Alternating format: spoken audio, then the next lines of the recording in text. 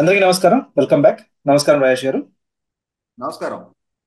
Sir, ఆ, ఉన్నట్టుండి రాజమహేంద్రవరం అంటే రాజమండ్రిలో మున్సిపాలిటీ కమిషనర్ ఒక ఇది పెట్టారు. ఒక హోర్డింగ్ లాంటిది పెట్టారు, లేదా ఒక చిన్న ఫ్లైయర్ అనుకోండి. ఈ స్థలం యొక్క హక్కుదారులు ఎవరు ముందుకు రాని కారణంగా ఈ స్థలము ప్రభుత్వ స్థలముగా భావించి వార్డు సచివాలయం నిర్మాణము చేపట్టబడును, ఇలా బోర్డు పెట్టేశారు సార్. అంటే ఓనర్స్ ఎవరో తెలియదు, అంటే ఆక్యుపై చేసేయడం అంతే. ఇంకా ఇది గవర్నమెంట్ ఆక్యుపై చేస్తున్నట్టు, గవర్నమెంట్ కబ్జా చేస్తున్నట్టు అనిపించట్లేదు సార్ ఇది. ఇంక ఇప్పుడే ఇలా ఉంటే ఇక మీ అంటే మీరు రిజిస్ట్రేషన్ చేసుకున్న భూమి మీద సీఎం గారి బొమ్మ లేదా జగన్ గారి బొమ్మ ఉంది కాబట్టి ఇస్తున్నాం, జగన్ గారికి ఇచ్చేస్తున్నాం అని చెప్పేసి ఫ్యూచర్ లో అంటే తప్పుదే కదా సార్. ఇంకా ఏమైపోతుంది సార్ అసలు రాష్ట్రంలో ఇప్పుడు కొత్తగా రాబోతున్న ల్యాండ్ చట్టం ఒకటి ఎన్నెన్ని అక్రమాలు జరిగిపోతాయో తెలియట్లేదు. కాస్త మీ విశ్లేషణ చెప్పండి సార్. దీని పర్యవసనాలు ఎలా ఉండబోతున్నాయి? మనకి సహజంగా హైదరాబాద్ లో చూస్తూ ఉంటాం. ఒక స్థలం మీరు ఒక లేఅవుట్ లో కొనుక్కున్నారనుకోండి, అది లేఅవుట్ లో అప్రూవ్డ్ లేఅవుట్ లో మీరు అధికారికంగా రిజిస్టర్ చేయించుకున్న ప్లాట్ అయినా సరే, కొన్నాళ్ల పాటు కనుక మీరు ఆ ప్లాట్ వైపు వెళ్ళకపోతే, ఆ పక్క ప్లాట్ వాడు ఏం చేస్తాడంటే మెల్లగా కొద్ది రోజుల పాటు వాడి వెహికల్స్ అందరూ పార్క్ చేస్తాడు. మీ వైపు నుంచి అభ్యంతరం వ్యక్తం కాలేదు అని అంటే మెల్లగా వాడు వాచ్మెన్ చేత గుడిసేపిస్తాడు. ఆ తర్వాత మెల్లగా వాడి మనిషి చేత ఒక టీ స్టాల్ పెట్టిస్తాడు. లేదు, వాడికి సంబంధించిన మెటీరియల్ ఏదైనా అందులో డంప్ చేపిస్తాడు. అప్పటికి మీ వైపు నుంచి స్పందన లేదు అని అంటే మెల్లగా తన కాంపౌండ్ వాళ్ళని ఆ స్థలం చుట్టూ కూడా ఎక్స్టెండ్ చేపిస్తాడు. ఈలోపు ఒక డాక్యుమెంట్ పుట్టిస్తాడు, తన బావమర్తితో, తన తమ్ముడితో, తన అన్నతో అన్నట్టుగా. ఇవి దాదాపుగా కొన్ని దశాబ్దాలుగా హైదరాబాద్ లో భూములు ఆక్రమించడానికి ఆక్రమణదారులు ఎంచుకుంటే వ్యూహాలు ఇవి. అంటే భూమి యజమాని నాకు ఒక ఆస్తి ఉంది, అధికారిక పత్రాలు నా దగ్గర ఉన్నాయి అని చెప్పని, అంటే నాకేం కాదు నా ఆస్తికి అని చెప్పని కనుక అతను కొద్దిగా ఆ, ఏమంటావు ఏమరపాటుగా ఉన్నాడు అని అంటే ఆ భూమి ఆక్రమణకు గురైపోవటం, ఒకదాని నుంచి ఒకటి 2 సార్లు 3 సార్లు రిజిస్ట్రేషన్ జరిగిపోయి చివరికి మీరు మీ స్థలం చూసుకోవడానికి వెళ్ళేటప్పటికి అందులో ఒక బిల్డింగ్ వచ్చేసి ఉంటుంది. ఇంకా అక్కడి నుంచి కోర్టుకి వెళ్ళి ఇది నాది, నాకు ముందు రిజిస్ట్రేషన్ జరిగింది అని చెప్పని మీరు రుజువుపరచుకోవాలి. వాడికి వచ్చేటప్పటికి ఏంటంటే వాడు ఆల్రెడీ ఆ స్థలంలో కూర్చున్నాడు, స్థలంలో బిల్డింగ్ కట్టేసుకున్నాడు. వాడి కాని స్థలంలో వాడి పొజిషన్లో ఉంటాడు. మీ స్థలంలో మీకు అవకాశం దక్కదు. మిమ్మల్ని మీరు ప్రూవ్ చేసుకోవాలి, నేను అసలు ఓనర్ని అని చెప్పని మీరు కోర్టుల చుట్టూ తిరగాలి.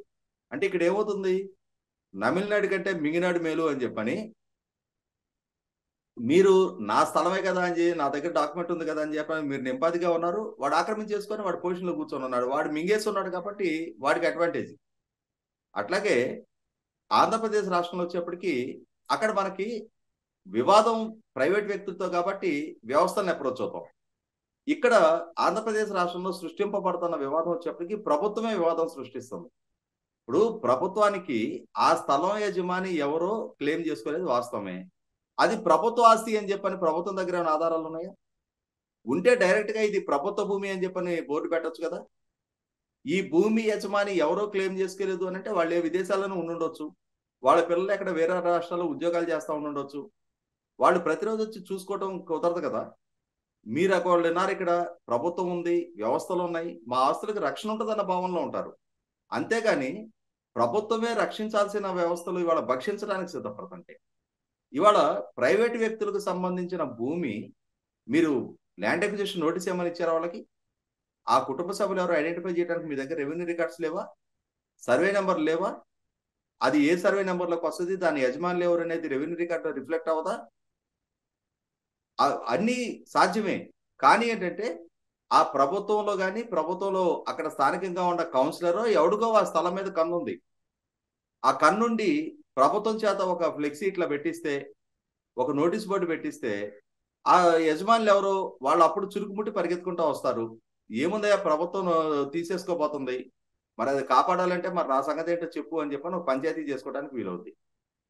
లేదు అని అంటే అసలు ప్రభుత్వం ఎట్లా ఆక్రమించి సచివాలయం నిర్మాణం చేస్తుంది? ప్రభుత్వ భూములు ఉంటాయి, ప్రభుత్వ భూముల్లో నిర్మాణం చేసుకోవాలి. లేదు, ప్రైవేట్ వ్యక్తుల భూమి ప్రభుత్వ అవసరం రీత్యా కావాలి అనుకున్నప్పుడు ల్యాండ్ అక్విజిషన్ నోటీస్ ఇచ్చి 2013 చట్టం ప్రకారం వాళ్ళకి నష్టపరిహారం చెల్లించి ప్రభుత్వం అధికారికంగా నోటిఫై చేసి అప్పుడు వాళ్ళు నిర్మాణం చేసుకోవచ్చు. అంతేగాని ఈ యజమాని ఎవరో మాకు ఇప్పటి వరకు నిర్ధారణ కాలేదు కాబట్టి ఈ స్థలంలో కట్టేస్తామనంటే అది 100% అధికారికంగా ప్రభుత్వం ల్యాండ్ గ్రాబింగ్ పాల్పడటం.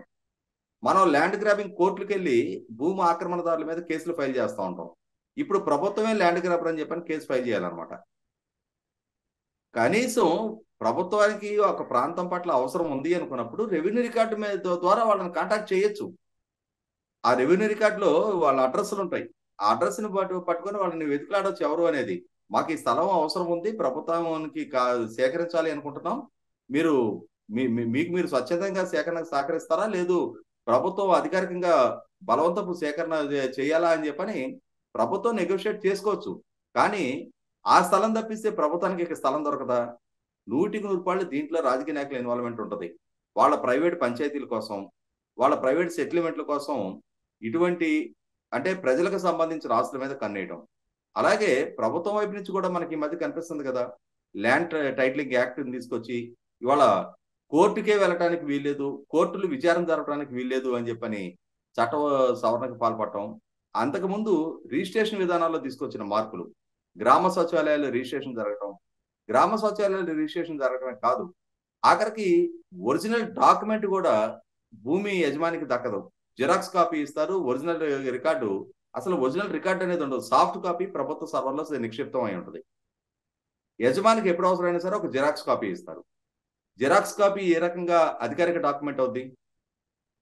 సహజంగా ఇవాళ స్టాంప్ పేపర్స్ ఉండి అధికారికంగా ఆ కుటుంబాలకు చెందిన ఆస్తుల్ని ఒక పక్క ఫ్లెక్సీలు పెట్టి ప్రభుత్వమే గ్రాబింగ్ కి పాల్పడతా ఉన్నప్పుడు, ఇవాళ ప్రభుత్వం రిజిస్ట్రేషన్ ఆఫీస్ ద్వారా జిరాక్స్ కాపీలు ఇస్తాం మేము అని చెప్పని చెప్తున్న నేపథ్యంలో జిరాక్స్ కాపీలని ఈ కుటుంబానికి ఏదైనా ఒక లోన్ అవసరమై మార్టగేజ్ చేయాలి అనుకుంటారు. జిరాక్స్ కాపీ మీద లోన్ ఇవ్వడానికి బ్యాంకులు సిద్ధపడతాయా? లేదు, ఇంకొక అవసరం ఏదో వస్తుంది. జిరాక్స్ కాపీని ఆ వ్యవస్థలో పరిగణలోకి తీసుకుంటాయా? మొట్టమొదట ఆ సెక్యూరిటీ కల్పించాలి కదా ప్రజలకి. ప్రజలకి తమ ఆస్తి మీద తాము హక్కులు కోల్పోతున్నాం అన్న భయం ఏర్పడినప్పుడు, ప్రభుత్వం తమ ఆస్తుల్ని ఆక్రమించుకుంటుంది అన్న భయం ఏర్పడినప్పుడు ఖచ్చితంగా అది సమాజంలో అన్రెస్ట్కి దారితీస్తుంది. ఇప్పటి వరకు మనకి వ్యవస్థలు అండగా ఉంటున్నాయి, ప్రభుత్వం అండగా ఉంటుంది. ఎవరైనా ఆక్రమణలకి అతిక్రమణలకు పాల్పడినప్పుడు వాళ్ళని ప్రభుత్వం కట్టడి చేస్తుంది, శిక్షిస్తుంది అన్న భయం సమాజంలో ఉన్నంత వరకు వ్యవస్థలంటే గౌరవం ఉంటుంది. ఇవాళ ప్రభుత్వమే అధికారికంగా కబ్జాలకు పాల్పడుతుంది, ప్రజల ఆస్తికి భద్రత లేదు అన్న భావన ప్రజల్లో కలిగినప్పుడు వ్యవస్థను గౌరవించరు, ధిక్కరించడం మొదలవుద్ది. అలా ధిక్కరించడం మొదలైనప్పుడు ప్రజల సంఖ్యతో పోల్చి చూసుకున్నప్పుడు పోలీస్ డిపార్ట్మెంట్ అయినా ఇంకొకళ్ళైనా వాళ్ళకు ఉండే సంఖ్య చాలా నామినల్, చాలా మైనూరు వాళ్ళది, వాళ్ళ బలగం. ప్రజలు సమాజం సమూహంగా తిరగబడినప్పుడు వ్యవస్థలు వాళ్ళని అడ్డుకోలేవు. ఆ వ్యవస్థకి గౌరవం ఇచ్చినంత వరకు, చట్టానికి కట్టుబడినంత వరకే ప్రజల్ని కట్టడి చేయగలుగుతారు తప్ప సమాజం ఎదురు తిరిగిన రోజు ఏ వ్యవస్థ ప్రజల్ని సమూహాన్ని కట్టడి చేయలేదు. అది రియలైజ్ అయ్యి ప్రభుత్వం ఇటువంటి దుశ్చర్యలకు పాల్పడకుండా ప్రజలకు భద్రత కల్పించడానికి సిద్ధపడితే, ప్రజల ఆస్తుల్ని కాపాడటానికి సిద్ధపడితే, ప్రజల ఆస్తుల్ని భక్షించడానికి కాకుండా రక్షించడానికి సిద్ధపడినంత వరకు మాత్రమే ప్రజల నుంచి ఈ ప్రభుత్వానికి ఆదరణ, గౌరవం దక్కుతాయి. పేరుకి మనం ఆజాదీకి అమృత మహోత్సవం అని చెప్పని జరుపుకుంటా ఇవాళ ప్రభుత్వమే అధికారికంగా ఆక్రమణకు పాల్పడటం అనేది 100% ఆక్షేపణీయం. ధన్యవాదాలు సార్, మీ స్పందన తెలియజేసినందుకు. మీరు చెప్పినట్టు ప్రభుత్వమే పూర్తిగా ఇంకా భవిష్యత్తులో ఇలాంటి ఇదిగానే ఉపేక్షిస్తే ఇంకా భవిష్యత్తులో ఇంకా మీరు చెప్పినట్టు హ్యాపీగా ల్యాండ్ గ్రాబింగ్ చేసుకునేస్తారు గవర్నమెంట్ పబ్లిక్ గా. ఇక ప్రజలే వాళ్ళ ఆస్తులను కాపాడుకోవాలి, అది కూడా వాళ్ళు ఎన్నుకోబోయే ప్రభుత్వాలను బట్టి ఉంటుంది. చూద్దాం సార్ ఏం చేస్తారో. ధన్యవాదాలు సార్.